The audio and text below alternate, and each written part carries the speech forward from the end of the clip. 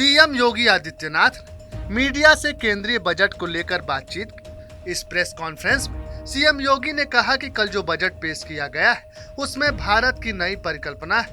ये बजट अंतिम पायदान पर खड़े व्यक्ति के लिए किसान योजना के लाभ को 1 साल के लिए बढ़ाया गया है और ये बजट समाज के प्रत्येक तबके को ध्यान में रखकर बनाया गया है। ये पहला बजट उस विकसित भारत की परिकल्पना को साकार करने वाला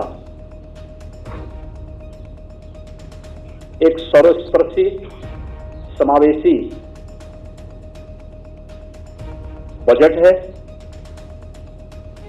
जो समाज के प्रत्येक तबके को, गांव, गरीब, किसान, नौजवान, महिलाएं, वंचित, वनवासी समुदाय और समाज का वो प्रत्येक तबका, उन सबको इसमें अवसर देने का कार्य किया है।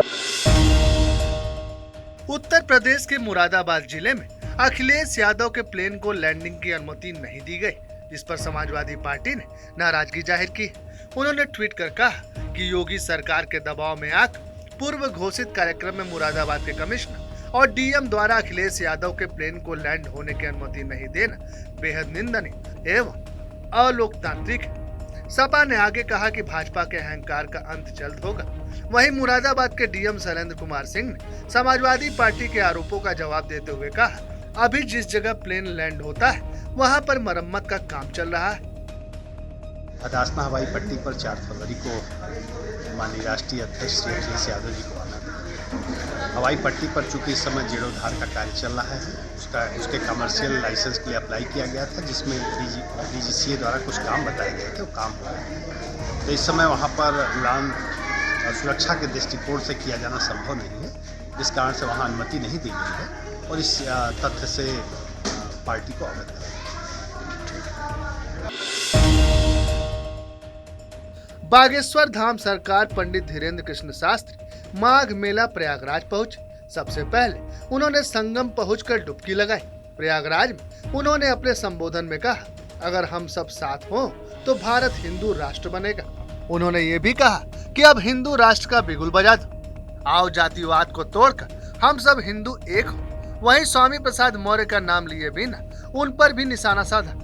उन्होंने कहा कि देश को कायरों, कपटियों और क्रूर लोगों से बड़ा खतरा है। ऐसे लोग धर्म और देश दोनों का नुकसान करते हैं। सपा एमएलसी स्वामी प्रसाद मौर्य ने एक बार फिर ट्वीट कर सियासी माहौल को गरमाने का प्रयास किया है। उन्होंने लिखा कि इंडियंस और डॉग कहकर अंग्रेजों ने जो अपमानों बदसलूकी ट्रेन में गांधी जी से की थी, उसी प्रकार धर्म की आड़ में जो अपमानजनक टिप्पणी महिलाओं और शूद्र समाज को की जाती है, उसका दर्द भी महिलाएं और शूद्र समाज ही समझता है। स्वामी प्रसाद मौर्य के रामचरितमानस पर बैन लगाने वाले बयान पर योगी सरकार में मंत्री गुलाब देवी का बयान सामने आया है। उन्होंने अखिलेश यादव पर पलटवार किया है और कहा है कि मैं शूद्र हूँ और मंच पर बैठी हूँ, पार्टी ने पहला स्थान दिया हुआ है। वहीं रामचरितमानस की प्रतियां जलाने के सवाल पर जवाब देते हुए कहा कि रामचरितमानस हमारी आस्था का एक ऐसा ग्रंथ जिसमें दया है, त्याग है, कर्तव्य है, जो मानवता का प्रतीक है। रामचरितमानस टिप्पणी वह व्यक्ति करेगा जिसमें इंसानियत नहीं होगी। वो क्या बयान दे रहे हैं, हम उनके बयानों पर नहीं जाते। हम अपने पार्टी का और अपनी सरकार के विकास के संबंध में जो प्रक्रियाएं चल रही हैं उन पर जाते हैं। जिस तरह से वो शूद्रों वाली बात करते हैं, तो क्या ऐसे में भाजपा को उन्हें शूद्रों का प्रमाण पत्र दे देना चाहिए? मैं शूद्र हूँ और मैं बैठी हुई हूँ मंच पर और सबसे पहला स्थान मुझे दिया हुआ है पार्टी ने और हमेशा ही पार्टी मुझे लेके चली है, ये प्रमाण है इस बात का। तो क्या भाजपा को समाजवादी पार्टी को दे देना चाहिए इस तरह के प्रमाण पत्र? ऐसा है ना, वो क्या बोल रहे हैं, हमें उस पर नहीं जाना है। हमारी पार्टी किसी भी जाति को, किसी भी धर्म को, किसी भी वर्ग को, किसी भी संप्रदाय को, किसी भी धर्म किसी को लेकर नहीं चलती है। वो सबके लिए बराबर समझती है। हम ये शूद्र, ब्राह्मण और ये सब नहीं मानते। नेपाल से लाई जा रही देवशिला बुधवार की रात अयोध्या पहुंची।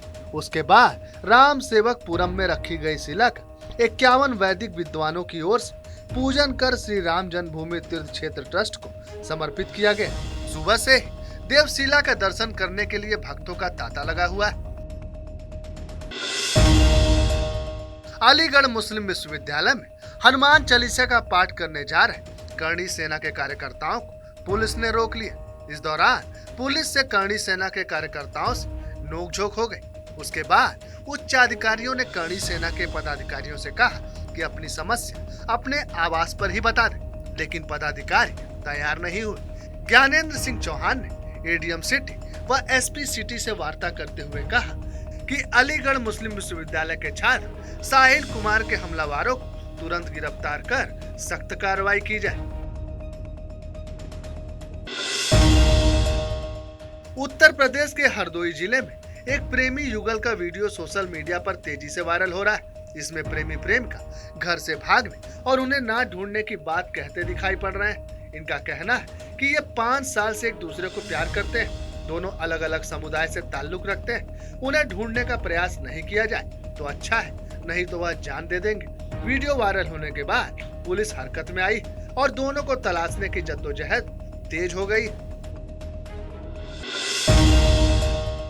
मुख्यमंत्री पुष्कर सिंह धामी ने बजट को लेकर प्रेस कॉन्फ्रेंस की। इस दौरान बजट को लेकर विस्तार से जानकारी देते हुए कहा कि यह बजट भारत की नींव मजबूत करने वाला बजट, साथ ही उत्तराखंड के लोगों को इस बजट से लाभ मिलेगा और बजट में हर वर्ग का ध्यान रखा गया है।